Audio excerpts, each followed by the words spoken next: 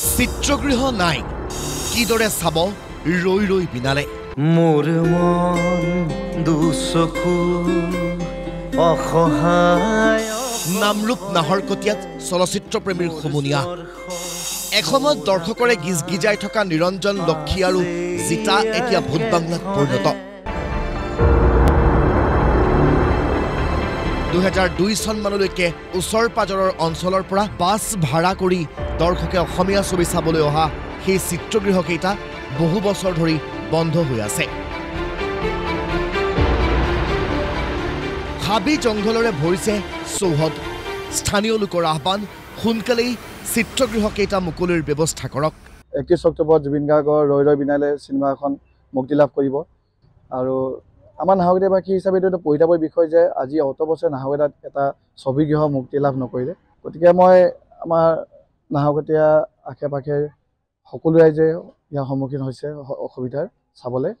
গতিকে মই আমাৰ নাহৰকটীয়া যুৱ বিধায়ক শ্ৰী তৰংগ গগৈদেৱ তথা আমাৰ সাংস্কৃতিক মন্ত্ৰী টিংগাংগমৰ শ্ৰী বিমল বৰাদেৱক অনুৰোধ জনাইছোঁ যাতে তেওঁলোকে আমাৰ মুখ্যমন্ত্ৰী হিমন্ত বিশ্ব শৰ্মা ডাঙৰীয়া দৃষ্টিগোচৰ কৰে এই বিষয়টো চিত্ৰগৃহৰ অভাৱে জোকাৰিছে দেৰগাঁওবাসীকো 1955 চনতে দেৰগাঁৱত প্ৰতিষ্ঠা হোৱা গৌৰী চিত্ৰগৃহটো দীৰ্ঘদিনে বন্ধ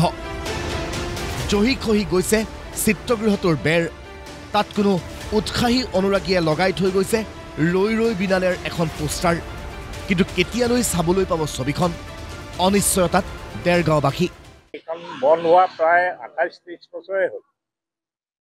দেৰগাঁও ৰাইজে চিনেমা চাব পৰা নাই আজি যদি অসমীয়া চিনেমা ৰিলিজ হৈছে ৰিলিজ হওঁতেও কিন্তু আমাৰ দেৰগাঁও ৰাইজেতো অসমীয়া ছবি চাব পৰা নাইকিয়া সেইকাৰণে আমি ভাবোঁ যে চৰকাৰৰ সাংস্কৃতিক বিভাগ যি আছে সেইখনে অকণমান ইয়াত হেৰি কৰক ইণ্টাৰেষ্ট দিয়ক ডেৰ দশক ধৰি বন্ধ ডিমৌৰ পাৰিজাত ছবিঘৰ এসময়ত বহু অসমীয়া আৰু হিন্দী ছবি মুক্তি দিয়া চিত্ৰগৃহটোৰ চৌহদ এতিয়া হাবি জংঘলেৰে ভৰি পৰিছে ছবিঘৰৰ অভাৱত এতিয়া ৰৈ ৰৈ বিনালে চাবলৈ দূৰলৈ যাব লাগিব চলচ্চিত্ৰপ্ৰেমী সকলো জিলাতে বা সকলো ঠাইতে এই চিনেমাখন প্ৰদৰ্শন হ'ব কিন্তু ডিমৌত ৰাইজে বঞ্চিত হ'ব